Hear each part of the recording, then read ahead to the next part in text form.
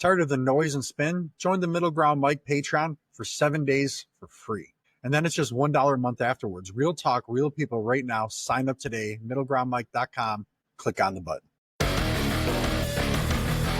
Yesterday morning, a letter and a gavel shook Washington. So, essentially, yesterday morning, a letter and a gavel shook Washington. Picture a bawdy birthday note allegedly from Trump and a complaint Congress handing in Congress handing in power. Stay with us to unpack what all this means for democracy, for accountability, and for you as we try to find the middle ground. Welcome back to the Middle Ground, Mike, where we step between the lines and unpack the messy truth. We're gonna talk about some documents that resurfaced from 2003 from Trump to Jeffrey Epstein. Apparently, that should drop. And Congress is edging closer than ever to rubber stamping presidential power. Before we get into that, don't forget to show the podcast some love if you like. Give us some support. Help us, take care of these things. We did get some good news. We're ranking number 36 in the United States for news commentary. And somehow, thank you, France, we are number 44 in France. Would have never guessed that. So thank you, everybody. We're going to be having a giveaway coming up pretty soon. So where if you like, share, show some proof in the comments section, send us a text through Buzzsprout, go on Instagram, Facebook, TikTok, YouTube, let us know that you shared this, like the Facebook, whatever, at least 10 times or gotten 10 people to share it. Put it on there. We're giving 5 Middle Ground Mike tumblers a week away. Check them out right here. So if you want to be entered into that, go for it. We also got some great episodes coming up this week with Zafra and one with Damien. Zafra's a scientist that she's done some great work. Damien's got some great stuff on, politics and, meshing things together and, a new political approach. Great guy. You're going to love the episode. Don't forget next week, 2 weeks from now, and so July 30th, we will be dropping the interview with ex-CIA counterterrorism analyst Brent. And that is going to be a crazy bombshell of an interview. So I encourage everybody to check it out. If you would like to buy some merchandise, whether you want to buy a tumbler, don't want to wait, let me know. Shoot something in the comment section. I'll message you. We also got some hats. We can get you coffee mugs, whatever you want. All right, let's dive into it. So the Epstein letter has been unveiled according to the Wall Street Journal.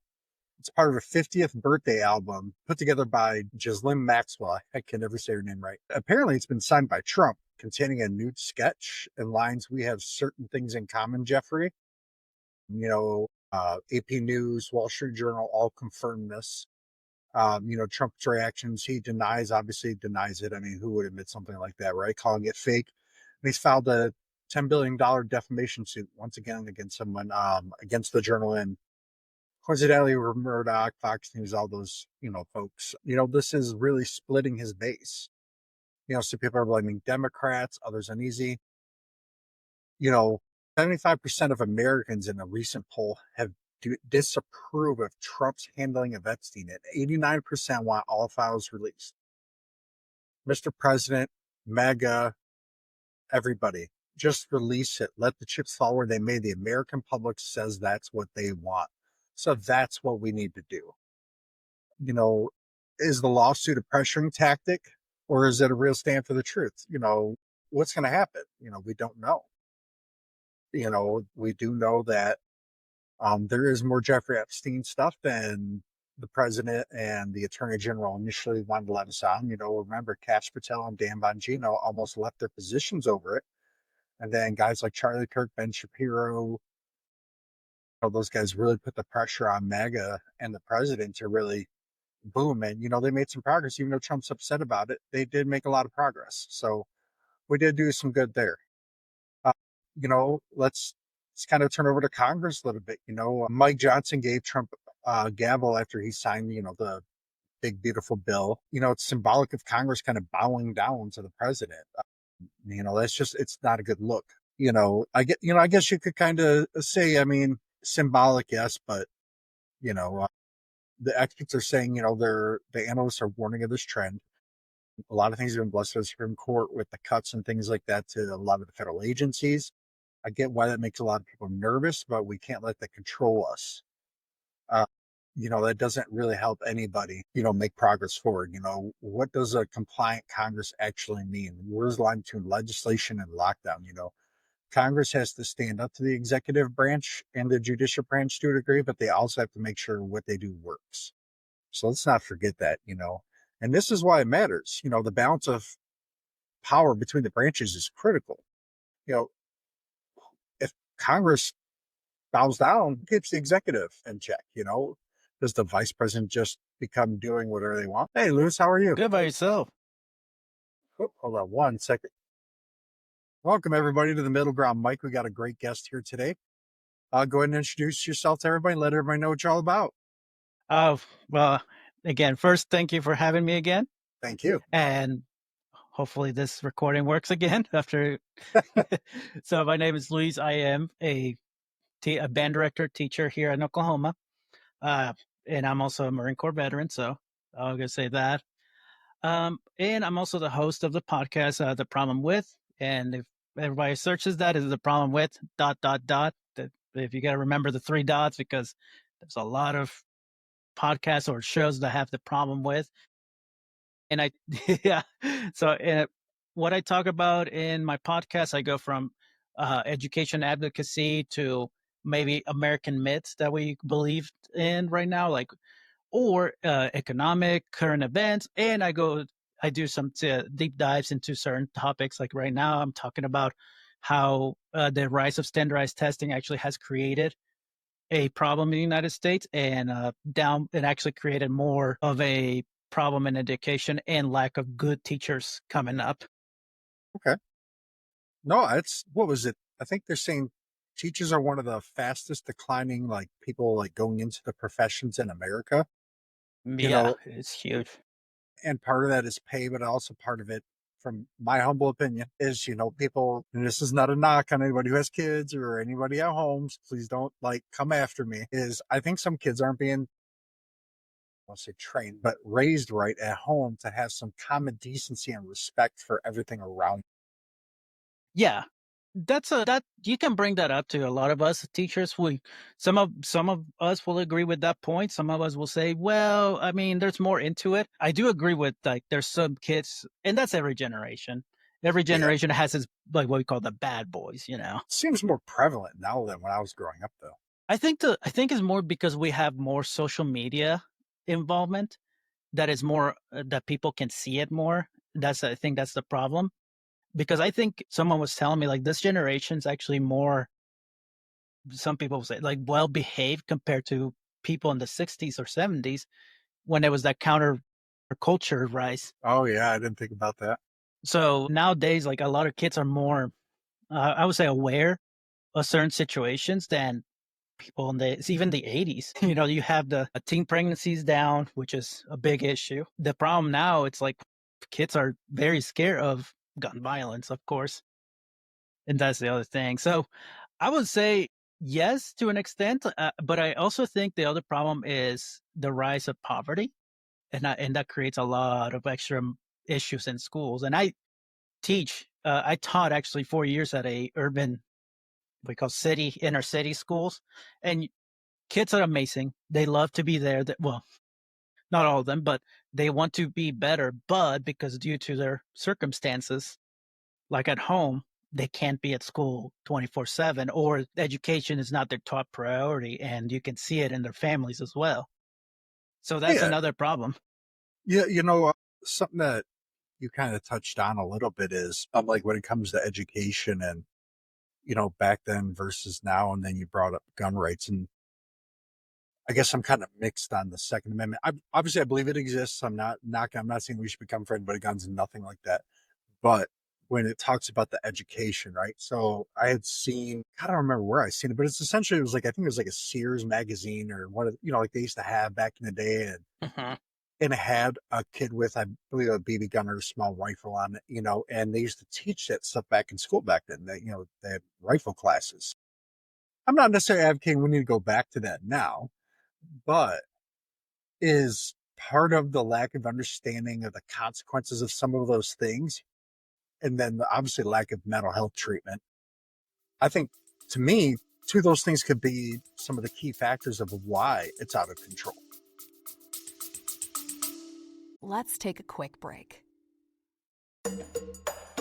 Hey, it's Alex Caggiatani and Paul Richmond from the Education News comedy quiz podcast called Some of the Above. Each month, Alex and I invite you to play along with two special guest contestants from the world of education as we ask questions about the latest school news. If you want to laugh while you learn and learn while you laugh, this is the show for you. So listen to the Education News comedy quiz now, because truly, this podcast will change your life. You'll sleep better, your food will taste better, and you'll probably get promoted at work.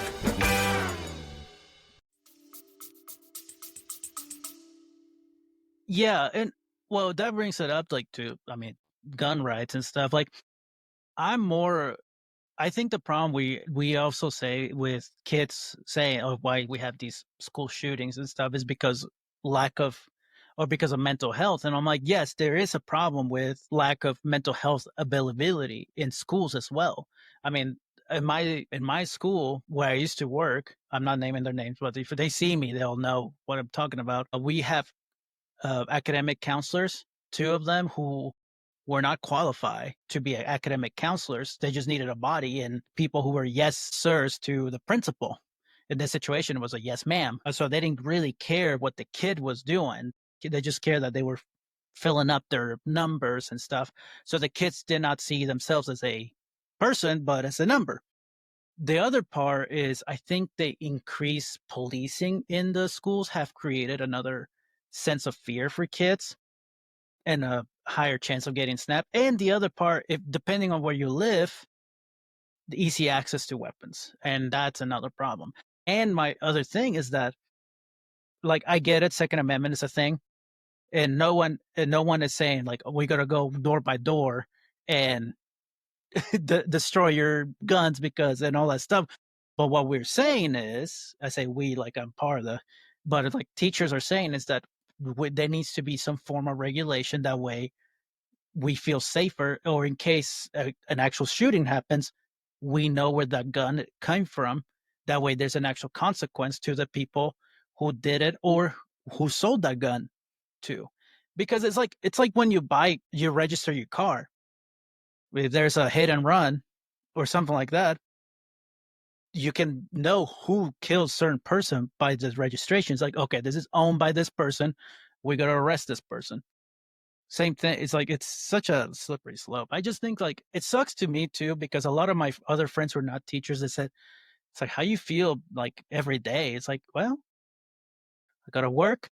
And am I scared that there's going to be a shooter coming through the door? Sure. That's a real fear, because that we experienced that kind of fear, that lockdown 2 years ago, and just having kids crying in your room because they didn't know they were going to make it. I mean, just, yeah. I mean, schools is supposed to be a place of safety, and we're treating it as like a battleground to see if guns actually work. Right. Oh, no, when it comes to education and guns, I think it kind of goes back to the part of the problem of where, like, a good example would be Tide Pods, right? Like somehow that common sense of a consequence of doing something stupid, dumb, whatever you want to call it. I mean, it's really dumb to think there'd be any positive outcome of eating a Tide Pod. But, I'm just sitting there wondering, like, I don't, maybe my dad did, right? But I don't remember my dad ever telling me not to do certain things like that. And if he did, he only had to tell me once.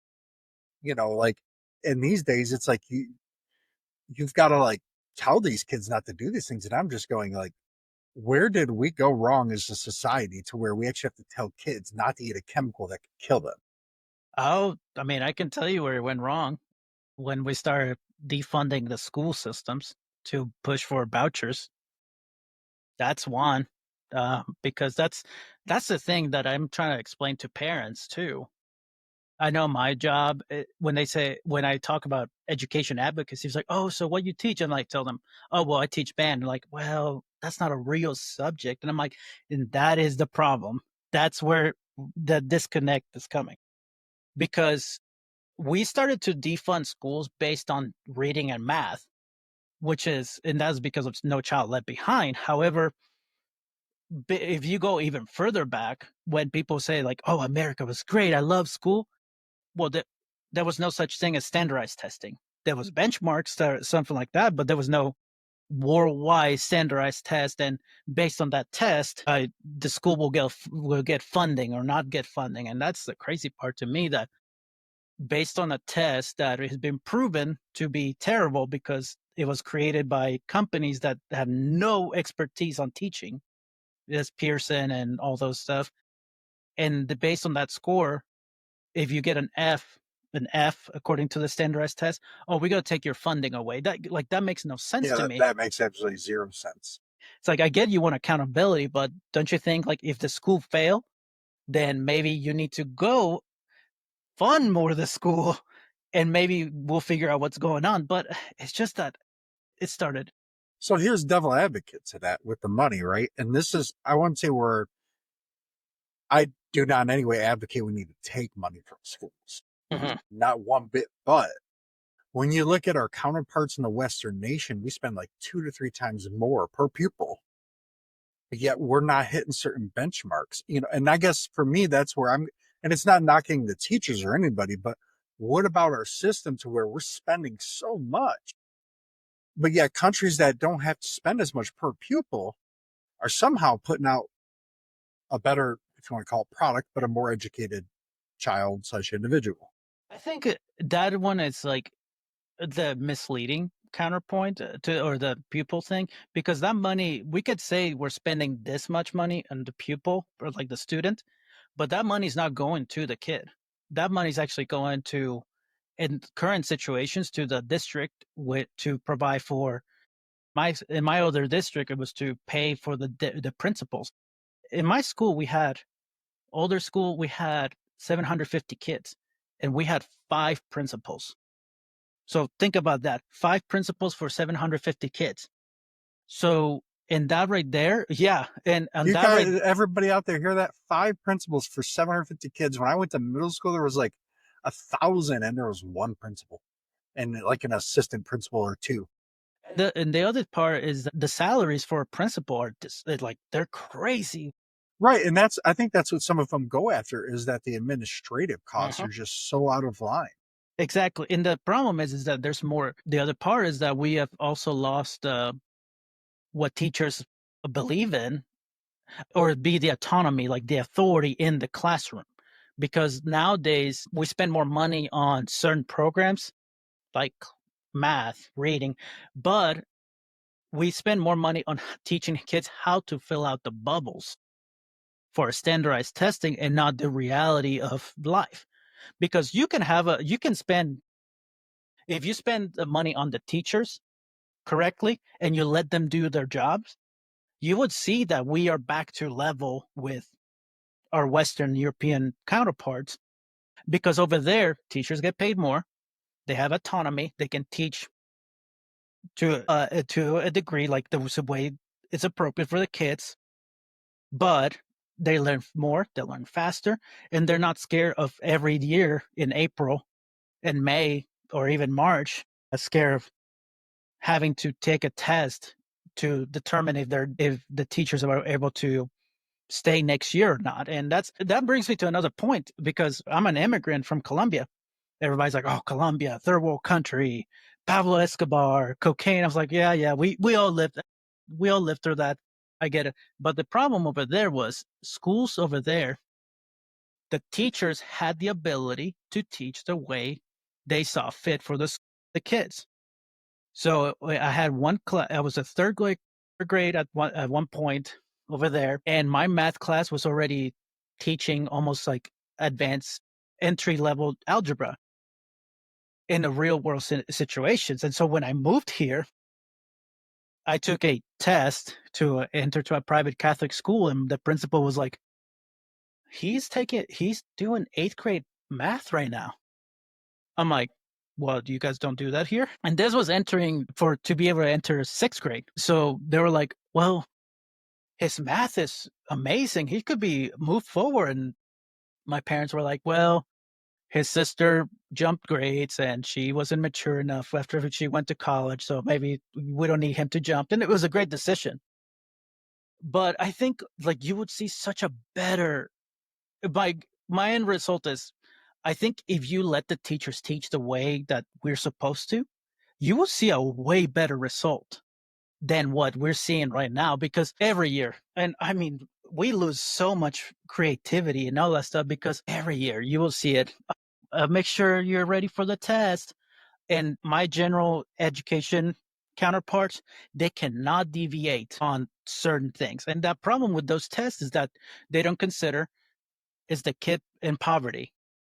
No, they don't care about that, because if they're poverty, they will realize that maybe there's some circumstances they can't do certain things at the moment. So we have to adjust. They don't let them adjust. Or the kid just immigrated from God knows where a week ago. Their English is lacking, but they have to take this test because they came in at the time where we're testing. So then the kid fails, and all of a sudden your funding goes away. Then we spend more money on people who are supposed to be experts on curriculum, which they never taught a day in their life. Or we need more administrators, or we need more test prep teachers, which that was my biggest thing. Like the school spent so much money on test prep than actual teachers. ACT boot camp, how to take, I mean, it was ridiculous. And my kids who were in band, they were like, I hated so much, like not band, but the other classes, because they were treated like idiots. And then they come to band and I just go, okay, guys, we're going to learn this and this way. And they're like, oh, wow, I'm actually treated like an adult. Oh, wow, I've seen achievement, and they love it. They love to do that. Well, that kind of that's where I think the left and the right have something more in common than they think that they do. Exactly. Where, because that's ironically, it's definitely worded differently, but it literally is almost the same end result of what both sides want. Washington shouldn't be telling us how to teach our children. That is the worst idea because, and it's not that like, it's not trying to be like, ooh, anti-big government. No, that's not the reason behind it. It's that kids in California are going to learn different than the kids in Michigan. Not because we're better or worse, just because of the culture per se here is different. How we look at things are different. Our belief systems, how we live our daily lives, all this different. That factors into kids. Mm-hmm. And when it's more controlled at the state level and then at the local level, like we kind of put that back in, like you were saying, without some of these tests, the standardized tests, I should say, I think, you would find, because that's what Americans do. Uncle Sam wasn't as involved to the level they are. Yeah. And, you saw my eyes when you said like the federals are going. There's a counterpoint to that. And it's because, yes, we don't want big government telling us how to do everything. However, there's things that the federal government has done for education that is actually should be standard, because the states, depending on who runs the state, will prevent certain things to happen. For example, like anybody who has a disability, if a very conservative state disagree with that, or they're like, well, we don't have the money to keep these kids who need a ramp at school or something like that, so we're not going to let them come to school anyways. The federal government comes in and says like, no, every kid deserves an education equally, no matter what. The other part is that I think when you say like states, that every state teaches differently, I've been trying to theorize that way. I was just thinking like, what would happen if like we get rid of the state state department? What happens if Oklahoma Oklahoma decides like we're done with the state education in Oklahoma and there's only a centralized in Washington, with experts who have taught and understand what's going on in each school?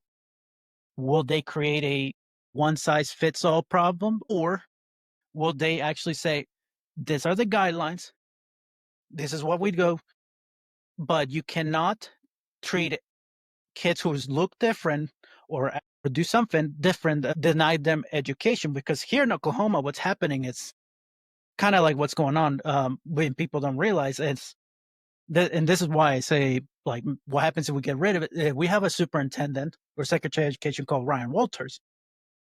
What he's been doing for the past, gosh, pretty much since I've been teaching, he's been pushing for a super right wing to the theocracy way of teaching.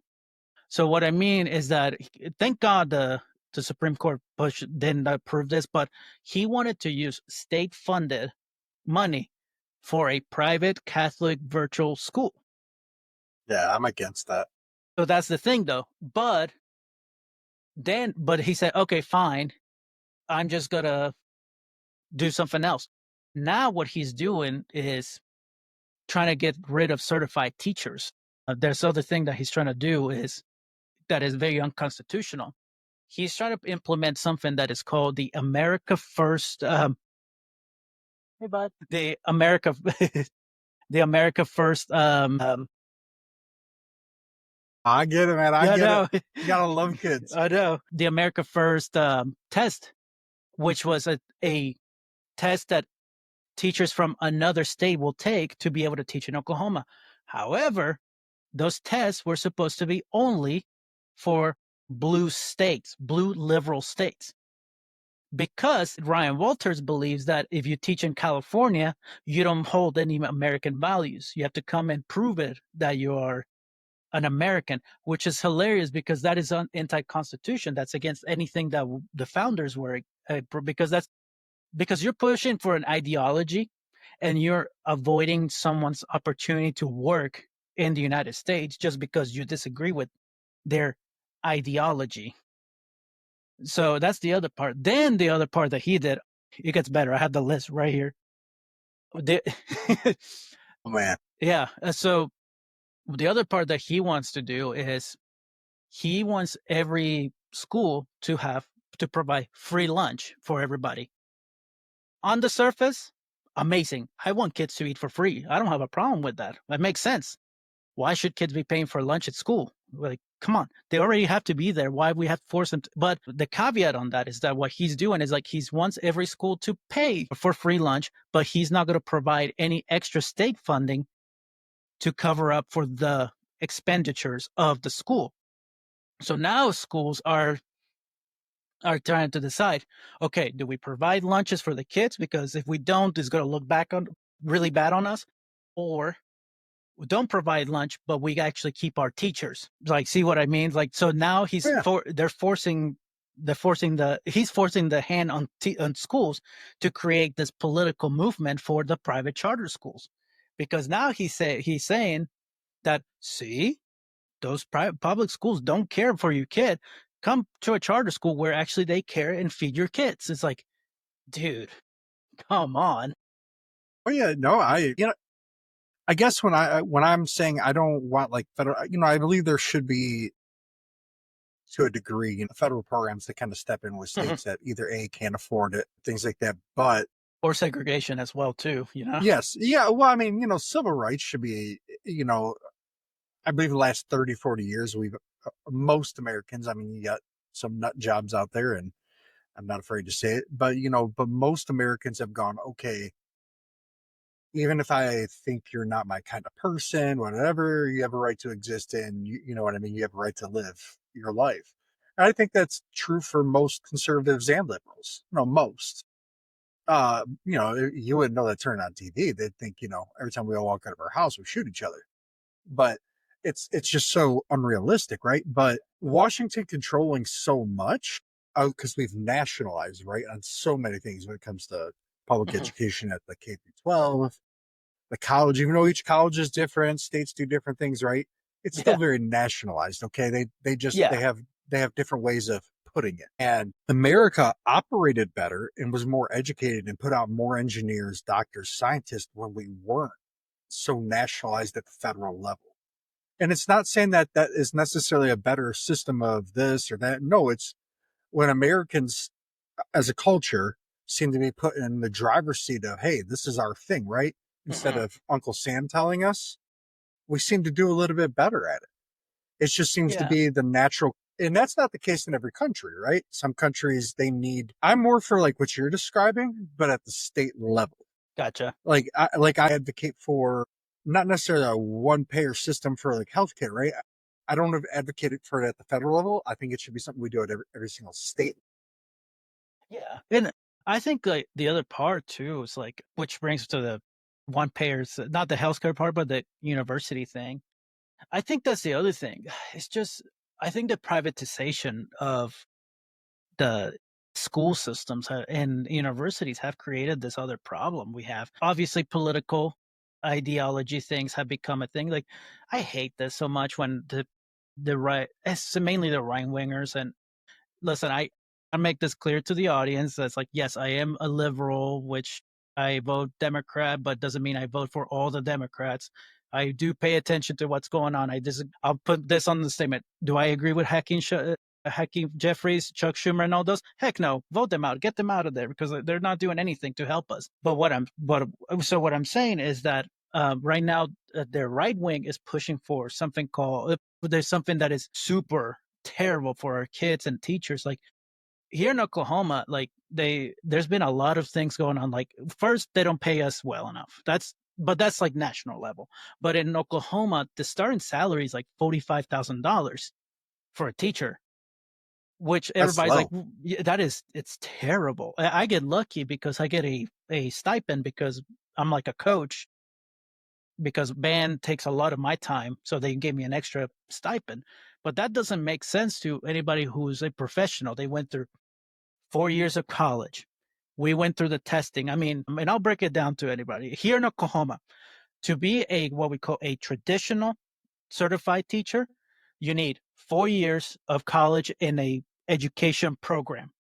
Like you can't just go for business and then expect to take a test and get certified to teach. You have to go to if you want to teach science, you have to go through a science education program. Same thing with me, music education program.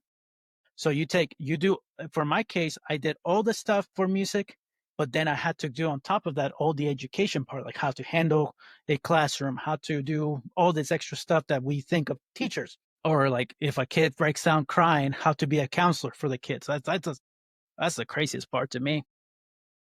But on top of that, you graduate, you're like, yes, I'm ready. Well, you can't teach yet.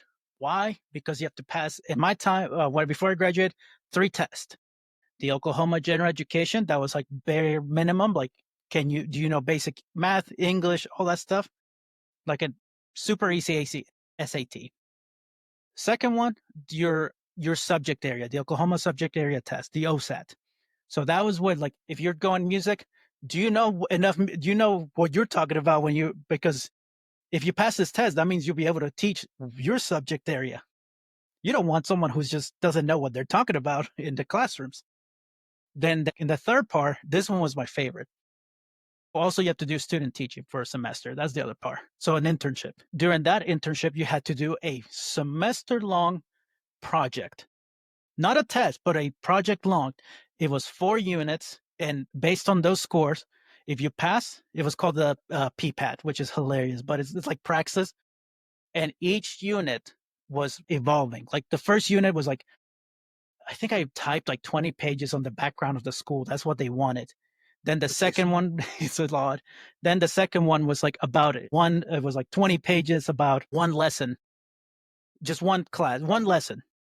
Then the second one was about a week long class thing. And then the last one was a full unit. And I'm telling you, I call my wife my editor in chief because she read some of that stuff and she helped me edit some stuff. And she's like, I should be getting paid. I should be the one getting also a teaching degree for all the stuff I read. But that's just to be a certified teacher in Oklahoma. It's like I stepped through that process and you're like, people are like, oh, well, anybody can teach. I'm like, you go ahead. I want you to see, I want to try. But the problem now in Oklahoma, we're not paying teachers enough. That's number one.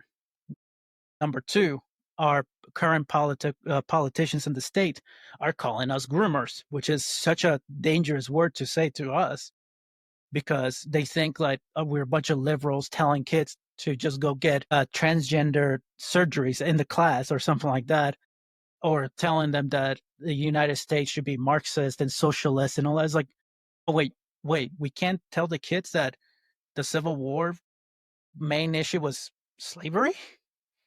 I mean, it's like, Yeah, and that makes no sense. that's the other thing.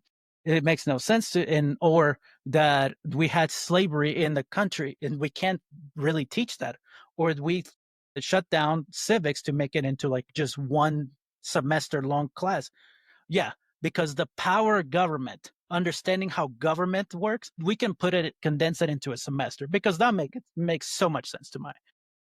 And then the other part was that due to that rhetoric of Ryan Walters, the Tulsa Public Schools district, at one point, they had a bomb threat because he was saying that teachers were grooming kids and they're making them a bunch of, I'm not quoting him, but he pretty much say a bunch of homosexuals with transgender and they want boys to be in the girls' bathrooms and we have to protect our kids and all. It's like, dude, if I told you the amount of false propaganda this man has pushed and the amount of illegal stuff he's pushed, but because we live in Ruby Red, Oklahoma, he's not getting any consequences. And people maybe will say, it's like, oh, I think you're just making this up. Like, nope, there's news. You can go to KOCO, News 9, News 6. I mean, this is all well documented. So That's, we kind of like something that we did here, like previous Republican governor here had done, Rick Snyder, and he really got a bad rep. I don't know why there was always this thing every time there was a budget. Oh, he's Republican, he's cutting the funding. But then when you look at like the dollar amount, it like went up every budget. So I'm like, why can't we just speak the truth and not like our political points? But that's not even really what I was going after. It just was something that always bugged me. that's the thing, though. Like, we can spend the money. Right, no, but what he did here in Michigan is something that I wish was like a national thing. He told the state universities, the state will not give you money if you raise tuition above a certain percentage every year. That makes so much sense, Yeah, and you know what the universities did? They told the state to get bent and jack the rates up even higher. But it's like, but now these universities are being put out there for the greedy people that they are, and it's like, that's the whole point. And I'm not knocking anybody's, living or anything, but I'm not trying to knock into, because I don't want to like be derogatory to someone's income, right? But take your time. I'm trying to think of the right way to put it without it being derogatory, because that's not what I'm trying to do. But like some of these, I've heard professors make like $250,000, $400,000 a year, depending on what they're doing. Yeah. And it's like, man, like you're not churning out like robotic scientists every 5 minutes to where you can justify that level of productivity. And I'm not knocking anybody who gets liberal arts, right? But liberal arts is not a degree that generally is going to produce a high return on investment. If you're having to pay a lot of money, right?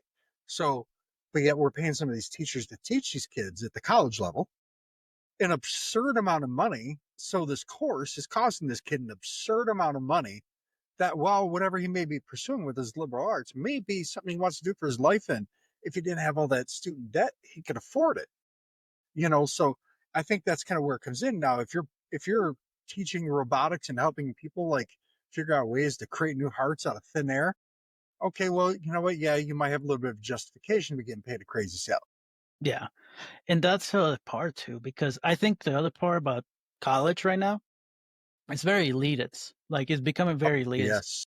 Yes. Which I went to college. If my kid wants to go to college, that's awesome because I'll support it but the other problem I have with college right now is that I got lucky because I went to the Marine Corps, and I got the post 9/11 GI Bill. But the problem I have right now is that when you say colleges are spending a lot of money to raise tuition and everything to afford for certain things, I wonder what would happen if we said we put a cap on tuition. And what I mean is that it's like, I think my theory to someone was like, what if college costs $10,000 for everybody for 4 years? That's it. Because do we see a better return on investment? We see a less dropout rate? Do we see more people coming in from diverse backgrounds to create better things? Because I think the problem too right now is that we got a lot of people who are going to college who can afford it, but they're not the smartest people. I mean, just because you have money doesn't mean you're smart. Well, I something mean, they did here in Michigan is if you get good grades, the state will pay for, I believe, an associate's degree from a community college for you. And that's a great. But if you fail in class, you got to pay it all of it. You got to pay all that money back. And And that's kind of that's like fine. It's a but double-edged sword. yeah, but that's, and they even got some Republicans here to go along with it, which was really wild to me because I'm like, hold on, you got some Republicans to go along with giving kids, we'll use the dangerous word, free education. Mm-hmm. And Michigan did it. And on top of that, we did it and still balanced our budget. Yeah. And you know what? I wonder this too. And I say that because I'm a big advocate for free education or even affordable education. And people will say, well, we can't afford that. I was like, well, yeah, we can. We really can. I mean, if we cut the defense budget, not the military budget, because that's two separate things, but the defense budget from the $867 billion to the $433 billion. Do you know how much money we can return an investment in education and how many kids can actually go to college for affordable, almost for free? And I think everybody will say, it's like, well, if you make college free, the degrees become worthless. I'm like, college right now, people are seeing degrees as worthless anyways. And so we're already, you know what I mean? Like people are seeing college as you go to college and then you get a degree and people are saying, well, degrees are worthless now because I mean, blah, blah, blah. to a degree in America, I see why some people say that because, you get certain kids, right? They graduate college, do. And it's like, man, my dog might have more common sense. Not that they're dumb, but they lack complete and utter common sense. So like Europe, I believe it's Germany, what they do is the degrees for jobs that are high in demand are 100% free. If you want something that's not in demand, you have to pay like a certain percentage, like 30-40% of the education. But it's affordable though. It's Right. like very So, affordable. but what I like what they do is it's like, okay, we've got a doctor shortage in America, nurse shortage, engineer shortage, things that, so we should be giving those degrees away. You're not giving away, let me phrase that, providing better resources to make it happen for these kids without going, well, go to school for 10 years, walk out with $700,000 in debt, wonder why you're charging people an obscene amount of money. Yeah, and that's the thing though. Like I think people think that just because you pay more for a degree, it means better, which in reality is not. And we've seen it. Like just because you went to Harvard doesn't mean that you're the smartest person in the world. You just pay. Enron. I'm just kidding. But it's like the point is like that you can get the same amount of education in a local state college than you get in Harvard. It's just the only difference is that you're getting that name recognition stuff. Yes. But I think the other things like when people think like when was the greatest time for like economic growth or stability, it was after, and we talked about this before the show, is like after World War II. And I'll make the point, it's because a lot of soldiers and military came back from World War II with the GI Bill. They went to college for free. They got housing.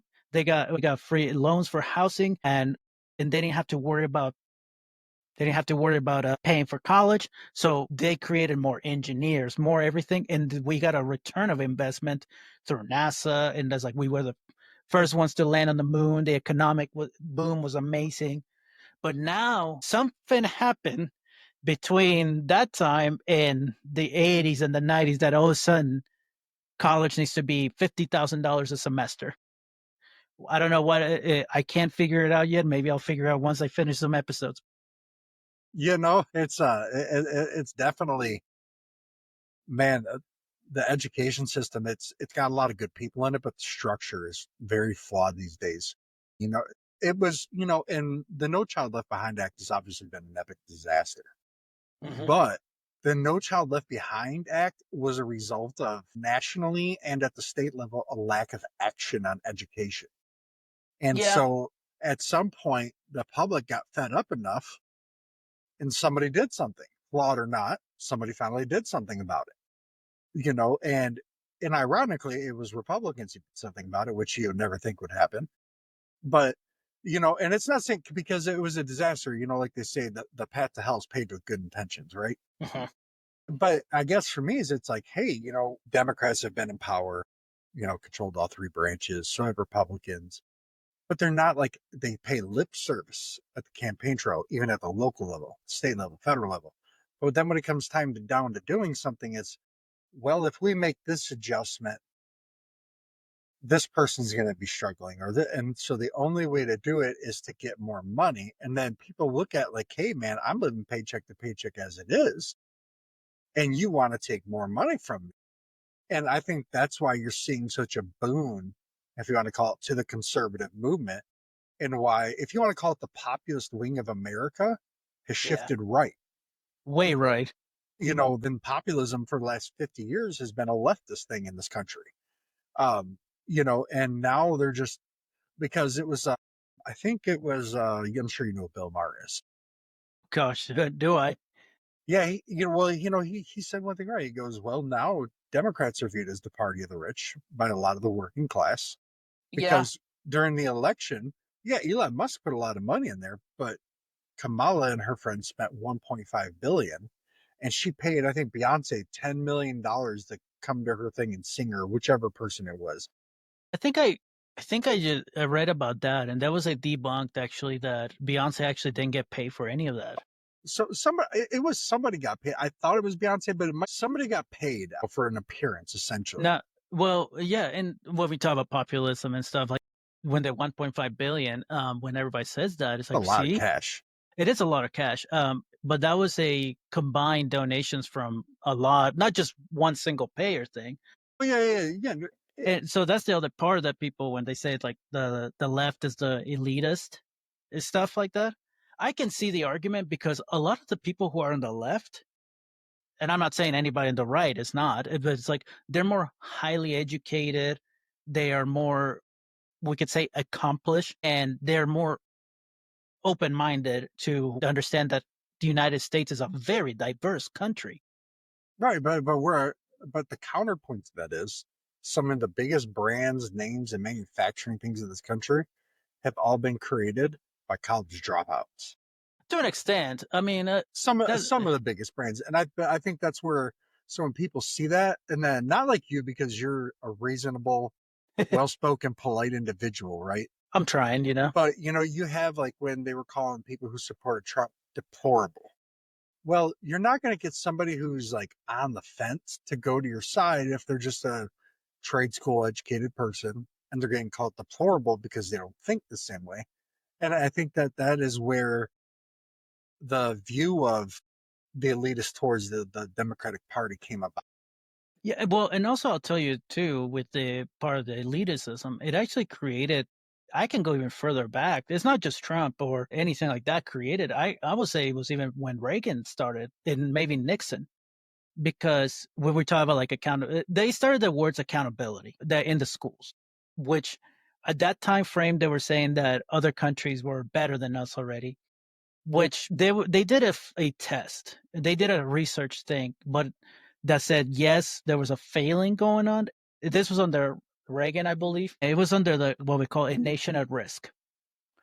And Reagan at that time said, if we allow, based on these numbers, if we would have allowed any other country come in and say, let this education, we would have called it an act of war. I'm paraphrasing, but what it turned out to be, it was a very cherry-picked study to push to the basis that we need to create this thing called accountability.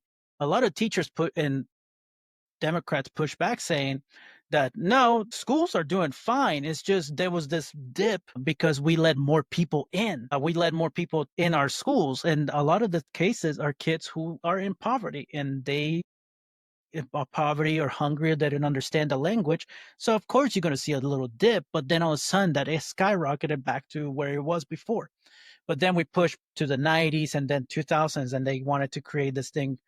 It was way before No Child Left Behind.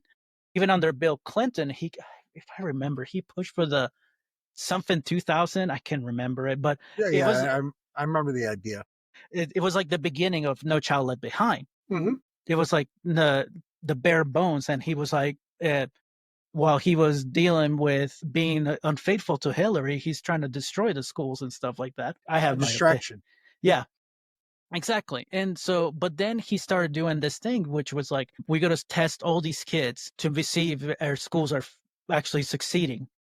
And then 2001 came in, and then the Republican Party ran with the idea of that urban education is actually the problem, which is that we can start even from the 80s, and that also comes from the media. And then we got the standardized test epidemic, and we had kids who were puking on the day of the test because they were afraid because of the test. Nowadays, we still, even after Obama, he did the Every Student Succeeds Act, they got rid of it. However, a lot of the red states still use standardized testing. They call them benchmarks for funding, which it leads up to the point of why the Republican Party is they're trying to say that the schools are failing because we're allowing people to fail and there's no accountability, and it's because the teachers are a bunch of elitist liberals, which they already told us that we're a bunch of we were given failure already before we even started. So kids are failing, our kids don't care, and because parents are telling them we got to get you out of this school because we got to send you to a private school. So I think, and also the buzzwords that they use, accountability. Well, that's a big one. Everybody wants accountability, but what does that mean? Accountability in my books means if I have a buddy who's a teacher and they're just scratching their belly all the time and not teaching, I want them gone because they're not teaching. But what the Republicans want accountability is saying that we want to teach. We want you to teach our way. America was always great. Exceptionalism and racism doesn't exist anymore. MLK did his dream speech. He died, but no longer racism. And the problem is actually that immigrants are coming in and taking your jobs, and you don't need an education. Who says that? Please. Which brings me back to I'm almost done, I promise. No. Go for it. When I say free education, I don't just mean free 4-year university. I mean community college or trades. Not everybody's meant to go to college. I get it. But what happens if you make the trade schools free for people? How much more in return you will see in our cities? Oh, yeah, but they'd be way better built. We'll put it like that. Yeah, and if we actually put that investment on the people, it's Yes. I know what I'm saying is we put in the money back to the people. Oh, socialists, here we go. It's no, it's just common sense. If people want to think of the country as a business, then if you invest on education and healthcare and all that, you will see a massive return of investment. No, most definitely. What was it? I forget. I was talking about that, but then I forgot. A lot of it is also in terms of the inner cities. A lot of it's corruption in the inner cities because those are already economically depressed communities as it is. So, corruption is a lot less noticeable in a wealthy area than it is in the inner city area. So, for instance, in Detroit, I don't know how many years ago, was the head of the librarian department or whatever it was. I believe she's still in prison or went to prison because she had stolen a couple $1 million. And Detroit had just went bankrupt. So that's part of the problem, because like I said, it's not that corruption doesn't exist in wealthier areas. It's just when you're wealthier, you can hide it better than you are in better lawyers with limited funds. Yeah. Well, and plus a lot more limited funds changes the game. And that's the other thing too. I think the other part that people think about education when we say, I think the other thing is corruption thing. I think I kind of agree that there's corruption on the urban side, city.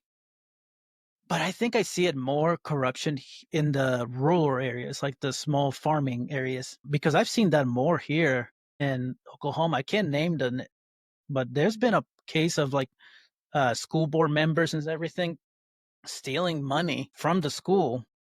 And that's happened in small little town schools, which they need more money than anybody. So I would say maybe rural schools are the ones who need the help more than maybe the city schools. And the other thing too is that I think there's a bad rap whenever we talked about urban education, because I love urban education. I think it's amazing. And here's why: is because the kids are amazing, because everybody has a different background on life, and I love that because you teach them about everything. It's oh, you have a kid who came from Afghanistan. Oh, that's great. Let's learn more about the kid. Let's learn about the human. Why did you come to the United States, or why, and everything, and you get more realistic view of what's going on worldwide. Or, hey, this kid came from Honduras, Mexico, Colombia, Venezuela, I mean, all those countries, or France and everything, and you come in, and they come in with a new ideology of life, and you will realize, oh my God, this is what America should be, like a melting pot of ideas, and that's what we create a better country. Now, when you go to a rural or suburban area, the majority of kids are going to be white kids. Nothing against those kids. When you're stuck with only you owned kind, is what we go. I mean, I hate to say it like that, but your own demographic. There we go. That's better. You don't understand what other people are struggling with. The other part is No, also and it's very hard to when you don't see it, you know? exactly, and also the media doesn't help with that, and No. Hollywood doesn't help with that, because I'll start with Hollywood first of all. Especially in the 80s and 90s, a lot of movies, that were depicting inner city schools. They said like it was mainly black, brown, and they were all doing gang stuff or drugs in the school, and they were unruly, and there was always that white teacher, like the white savior complex, came in and put his foot down, and all of a sudden the kids are all of a sudden the school's better because that one white teacher came in and saved the world, saved the school. Now, that was 80s and 90s, but also we can see it in 2000s, like the Freedom Riders, which great movie. I mean, I love the idea, but if you look more into it, even though she meant well, the way the movie portrayed it made it sound like only the white savior can come in. Movies that are more talk about like diversity, they see the kids. So what they see the kids who are in those movies, like they're dumb, they just want to do crime, they only care about that. But then we have a movie like Stand and Deliver, which I forgot who was the actor, but Stand and Deliver was about this math teacher. He was a Bolivian immigrant. He came in and he wanted to teach his kids, and everybody will probably hear there's like, how do I reach these kids? If you ever heard that quote, that's what it is. Yeah. So the idea is like this Hispanic heavy school, underfunded, and this teacher comes in and he wants to teach the kids math, not because they're dumb, it's because society told them that they're dumb. And so that's the other thing. It's like, so people create this idea that anybody who's Mexican or anything or minority, they're just dumb because they're dumb or whatever that is. But in reality, it's like when you're stuck in poverty because of the economic issues and of the city, because the government decided to take all that money and send it to the suburbans places, do you understand why their opportunities is not the same? And I think, and that's the other thing, is like, if we give the kids access, you will realize how much better the whole country would be. Just because you provide access doesn't mean that they become freeloaders and lazy. No, it doesn't. I mean, and that's part of the problem, that people think that it does. And you'll see this every generation. In the 60s, Oh, yeah. the 60s they call the hippies, or the 70s. When me and my dad would get into, I told you I grew up a libertarian, obviously I went more towards the middle, but me and my dad would get into, my dad grew up back then, and I'd be like, you hippie. Mm. And yeah, I was young, dumb, and I probably shouldn't have said it, right? But my dad would just laugh at me, but it was, it just made me think of that. It's just kind of sad to see that what used to be seen education as the great equalizer now is seen as being an elite, which I don't understand that power. It's not because of people like you, right? People, like I've said, you're a normal human being. It's common sense, Right. And even people on the right can get along with a normal human being. Uh-huh. But where people on the right have drawn this, and no different than what people on the left draw on the opposite, is, you got people that essentially, so when they say, like, when you say uneducated, you're talking about giving someone the opportunity to get educated, right? But when a lot of the elites of the Democrats, the talking heads, right? When they say uneducated, they're using it in a matter of, you're stupid, you don't know any better, do as I tell you. And yeah, that's where they're losing it at, because then you have the Republicans going, well, I'm here for you. I don't care that you're not perfect. mhm. So come join me. And that's where the divide is happening, because inadvertently this last campaign, and I don't even think Republicans realize yet, it's more of a personal thing, is I think that some folks in the Democratic circles created a class warfare. Well, that's been going on for years. Well, but I'm talking within their own party that drove out some of their own support. Gotcha. It said, we're the elites. We know more than you. We're superior to you. And I'm not saying this is what they said, right? This is the message that people are feeling. Gotcha. We're Yeah. superior to you, da da da da. Gone are the days of like the Bill Clintons, right? Of, hey, we're here to help the working man. We want to get the working man on his feet, get him a better opportunity. They would say that, right? And then they would also say, well, if you don't have a college education, you're not smart enough to have a good job and a good house. And, and that's just kind of how it came off to a lot of working class people. Yeah. I think I agree with like the Democratic, like the establishment Democrats are doing that because, and we already mentioned, like I despise the establishment Democrats because they're not helping. The messaging is horrendous of what they do. And that's why I'm a big supporter of like AOC and Jasmine Crockett, because they say they tell it how it is. However, these are people these two ladies were like working minimum wage jobs, and they rose to the occasion, and they got educated, and they did that, and they're saying to the people that we want what better for everybody. But the establishment Democrats are like, shh, don't say that. We want to keep our money, guys. Shh, don't say that. And then you have the Republican Party, who then they go, see, they calling you dumb and all that stuff. So come in, and they're not blue collar, which sometimes, let's be honest, a lot of the Republicans are not blue collar at all. And I think the more progressive, more liberal side of the Democrat side, they're more blue collar than anybody. It's like AOC was a bartender. I mean, that's a form of blue collar. Well, not blue collar, but like low average working class. I believe. Oh gosh, I forgot the other one. There was one that was just a pure construction worker. I forgot who it was, but anyways. But then you have the right wing, which like the ones who are screaming the loudest that the Democrats are calling you dumb, are the ones who were rich and they could afford colleges. I mean, MTG. Her whole family was wealthy, and she was born in a silver spoon. Yeah, she doesn't have any real world experience. And anybody who's also in the Fox News, they like Jesse Waters, Tucker Carlson back then, they all had money. They all came from wealthy parents, and they act like they're the most blue collar people. And when in reality, I think the more liberal you become, you realize how much more blue collar you are, to an extent, because when you're blue collar, you're like, holy shit, sorry if I'm cursing. I'm sorry. No problem. It's like, holy shit, these rich people who are Republicans are trying to screw me out of just having a life.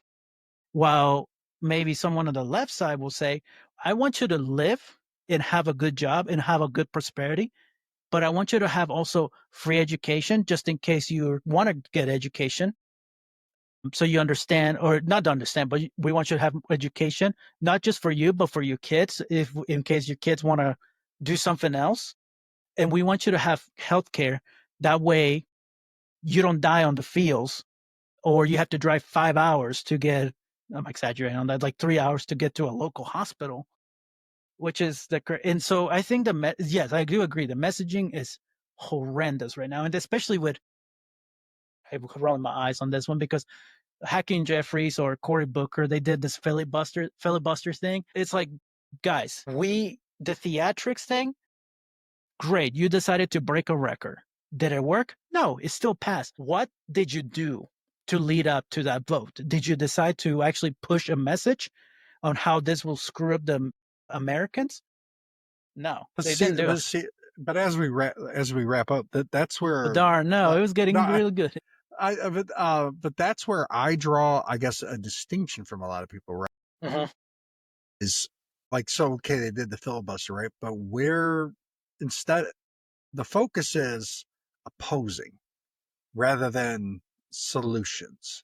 And that's on both sides. Where's AOC can hate Trump all she wants, right? But the fact of the matter is, till 2028, it's the man she got to deal with that's in the White House, Well, right? who knows? How It do not could be not longer. Yeah, he's already said he won't run again. He's already said that a couple I, times. he also said he didn't know Jeffrey Epstein, but I don't know anything. That's a whole nother his I own know. basis turning on him on that one. But like it's like you gotta work with who's in power. Case in point, Newt Gingrich, Bill Clinton, Tip O'Neill, Ronald Reagan. Yeah. And that doesn't exist now. It's just our message is no. And I And think, that's where both parties fail when they're not. I think with that, I do agree with that because Americans are Americans, but I think as soon as we get rid of like the CPACs and all that stuff, anything I think now people will stop, or the messaging from any politician will stop being from corporations pushing their agenda and actually the voice of the people. Because I bet you money. Well, I don't bet money. I bet you that if I walk out here in Oklahoma, someone will say, I voted red all the way through. But then you sit down, have a conversation. Most of the time, those guys will be more left than you think there is.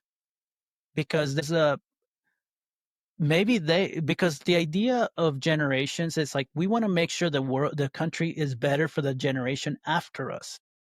Yes. But the problem right now is that we have one party, and I know everybody will say is like, well, the Democrats are not good. But right now, if we talk about right now, there's one party that's pushing for something that is very not helpful for the future. It's only for them, for their pockets, kind of thing. It's like so that's the other thing. Like when they passed the big beautiful bill, it cut a lot of stuff that was not helpful for the masses. I mean, how many people are getting kicked out of Medicaid that rely on that? It's not just Medicaid and Medicare and all that. And I've seen hospitals cutting nurses, doctors because they can't afford anything. And I think the other part is like, if you tell them, well, not tell, if you ask them, like, if you stay paying the same amount of taxes right now, but the elites pay more, but that means you are able to afford healthcare. Like you can go anywhere you want and they will take care of you no matter what. How many people will jump on board on that? Like You would be surprised. I know. Not that many, because look what happened when Bernie runs. I know. Doesn't I mean, technically he did get host 2 times. Overall, and amongst America, the problem is those ideals are brought up at a federal level, and on a federal level, Americans are not okay with that. But when you look at how Americans view things at the state level, they're okay with it. Yeah, which is weird because like a lot of the biggest movements came from federal movements. So it's like everybody talks about Social Security Because and that was a socialist federal. Hold on, but this is what a lot of people don't know. Social Security was actually created by Republicans. It was just rebranded by FDR. Well, Herbert Hoover. But at the same time, if like it was considered a socialist thing. Oh yeah, it was considered a socialist movement. But Herbert Hoover took him through the ringer for it. But at the same time, like that it was a policy that was supposed to create a safety net for people, because not everybody's going to live forever. I mean, if you do, let me know, because. But there's a lot of liberal countries out there, case in point, Australia, they're redoing how they do their retirement systems, and they're moving away from a Social Security style system. And they're finding that the monthly payments that people are getting are significantly higher than under the government system, right? It's kind of like a quasi money market account type of thing to a degree, but it's kind of protected by their government. But so here in America, Social Security is a scam. Okay. It really is. Not the purpose of it, but how it's run is a scam.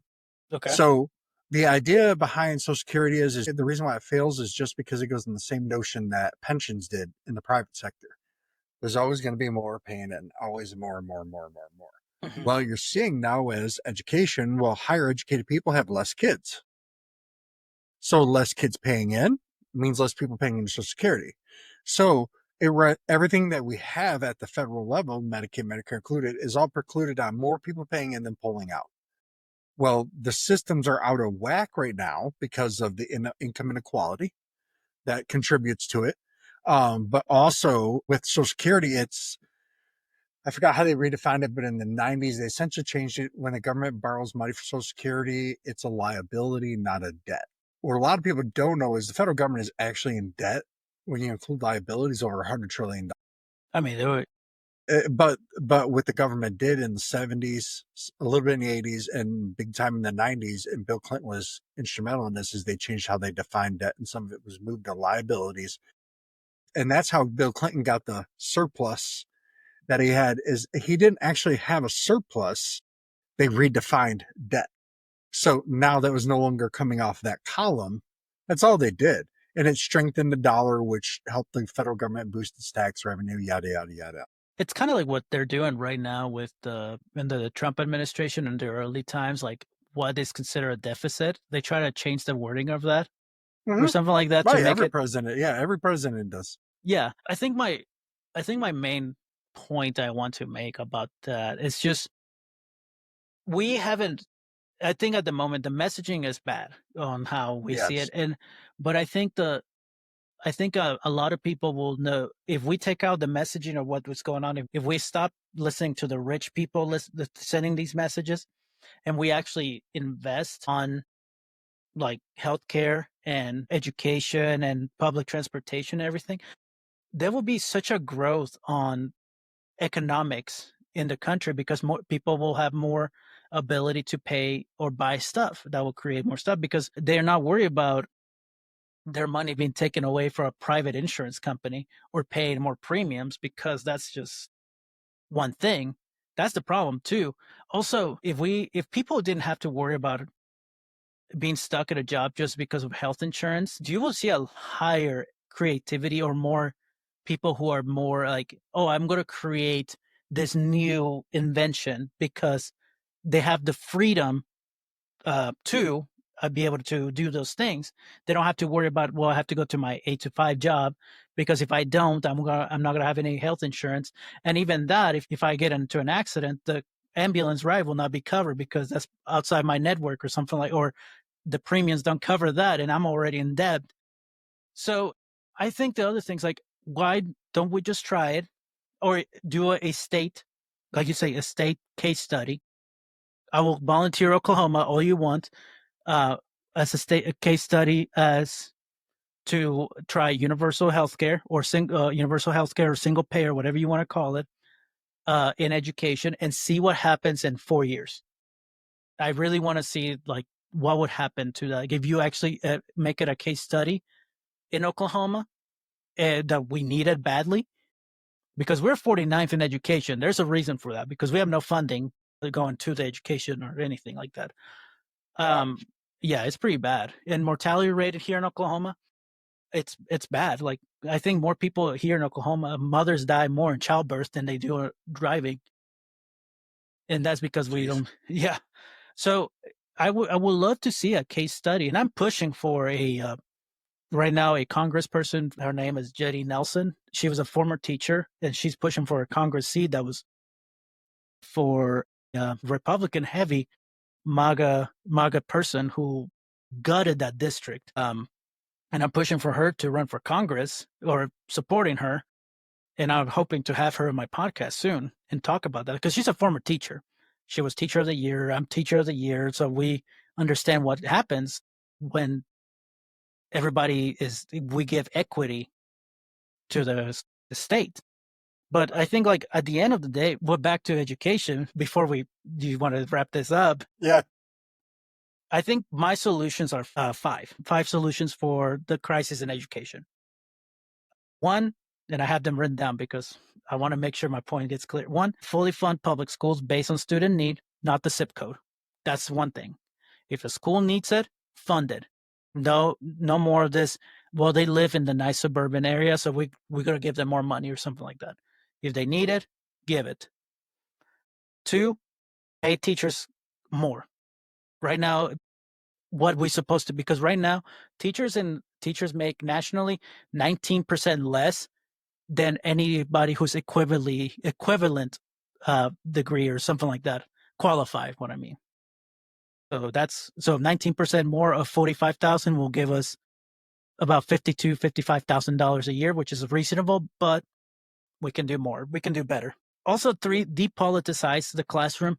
I don't want to hear any, like, if we stop treating the schools like as a culture war or the save the children movements and stuff, and actually realize that teachers are actually here to help and schools are here to help, we will see an increase of community growth.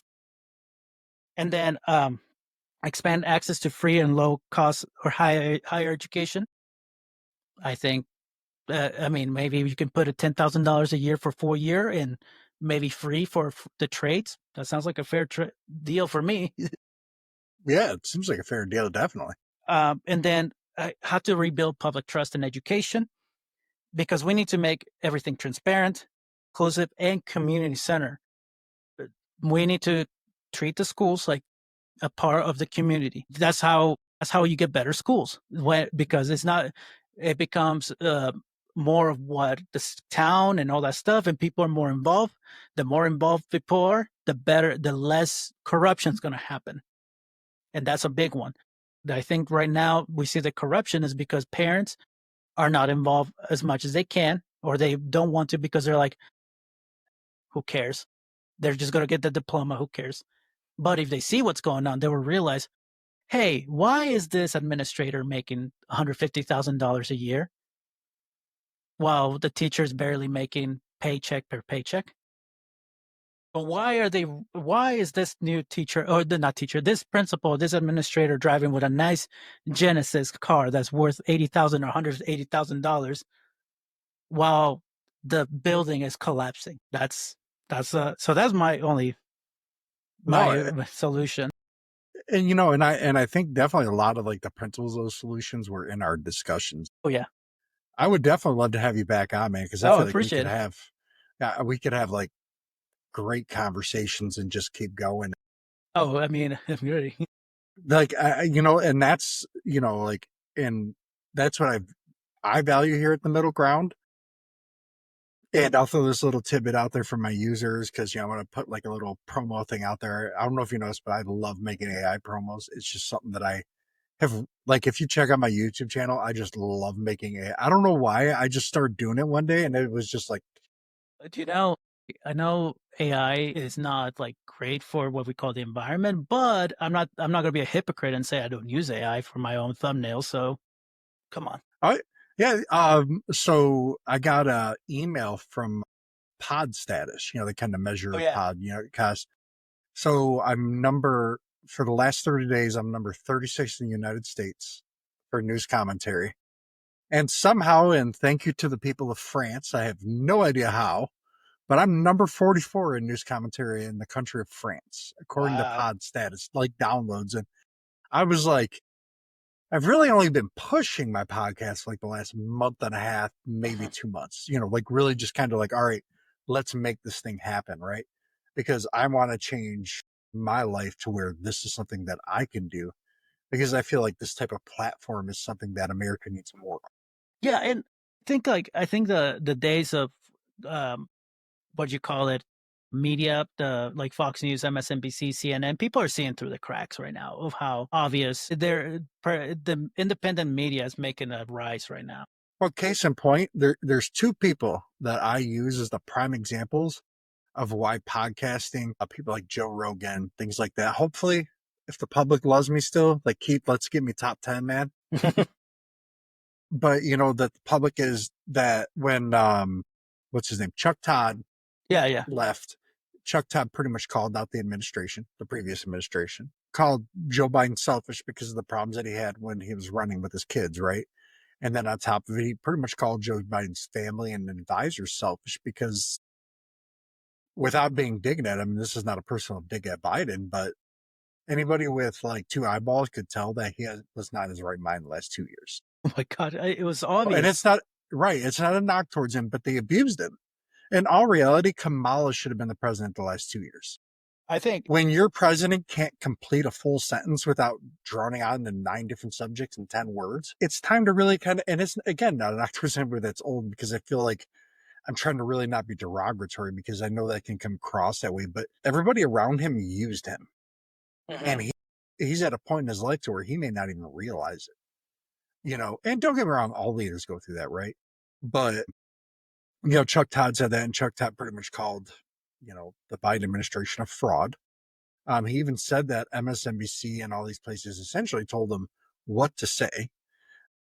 Chris Kumbo came out and said that when he was on the major networks, with CNN, that's right. yeah, they told him the messaging he was putting out was what he had to say. He even said, I didn't really agree with all of it. Not that he didn't agree with it, he didn't agree with all of it, right?